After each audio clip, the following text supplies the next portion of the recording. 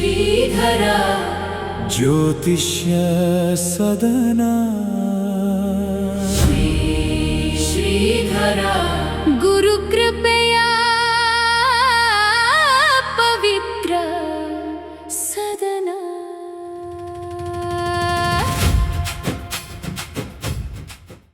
ಓಂ ರಾಮಾಯ ರಾಮಭದ್ರಾಯ ರಾಮಚಂದ್ರಾಯ ವೇಧಸೇ ರಘುನಾಥಾಯ ನಾಥಾಯ ಸೀತಾಯಾಃ ಪತಯೇ ನಮಃ. ಸಮಸ್ತ ಆಸ್ತಿಕ ಬಂಧುಗಳಿಗೆ ಕೃಷ್ಣಾ ಭಟ್ ಯಲ್ಲಾಪುರ ಇವರಿಂದ ನಮನಗಳು. ಇಂದು 22/7/2026 ಇಸ್ವಿ ಬುಧವಾರ.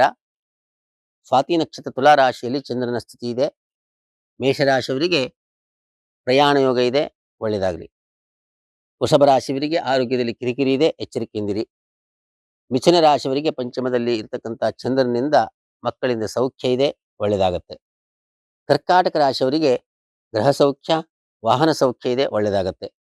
ಸಿಂಹ ರಾಶಿಯವರಿಗೆ ಸಹೋದರ ಸಹೋದರಿಯರಿಂದ ಕಿರಿಕಿರಿ ಇದೆ, ಎಚ್ಚರಿಕೆಯಿಂದಿರಿ. ಮಾತಿನಲ್ಲಿ ಹಿತ ಮಿತ ಮಾತನ್ನಾಡಿ, ಒಳ್ಳೆಯದಾಗಲಿ.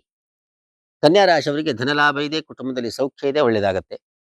ತುಲಾ ರಾಶಿಯವರಿಗೆ ಮೃಷ್ಟಾನ್ನ ಭೋಜನ ಇದೆ, ದೂರದ ಪ್ರವಾಸಿ ಯೋಗ ಇದೆ, ಒಳ್ಳೆಯದಾಗತ್ತೆ. ವೃಶ್ಚಿಕ ರಾಶಿಯವರಿಗೆ ಧನ ನಷ್ಟ ಯೋಗ ಇದೆ. ಬಹಳ ಎಚ್ಚರಿಕೆಯಿಂದ ಹಣಕಾಸಿನ ವಿಷಯದಲ್ಲಿ ಇವತ್ತು ವ್ಯವಹಾರಗಳನ್ನು ಮಾಡಿ ದೇವಿ ಸ್ತೋತ್ರವನ್ನು ತಾವು ಪಡಿಸಿ, ಒಳ್ಳೆಯದಾಗತ್ತೆ. ಧನು ರಾಶಿಯವರಿಗೆ ಲಾಭದಲ್ಲಿರತಕ್ಕಂಥ ಚಂದ್ರ ವಿಶೇಷವಾಗಿರ್ತಕ್ಕಂತಹ ಧನಲಾಭವನ್ನು ಧನ ಯೋಗವನ್ನು ಉಂಟು ಮಾಡಿದಾನೆ, ಒಳ್ಳೆಯದಾಗಲಿ.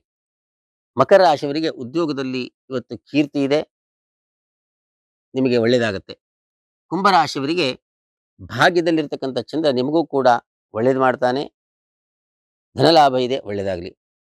ಮೀನರಾಶಿಯವರಿಗೆ ಅಷ್ಟಮದಲ್ಲಿರ್ತಕ್ಕಂಥ ಚಂದ್ರ ಆರೋಗ್ಯದಲ್ಲಿ ಕಿರಿಕಿರಿ ಇದೆ, ಪ್ರಯಾಣದಲ್ಲಿ ಎಚ್ಚರಿಕೆಯಿಂದಿರಿ.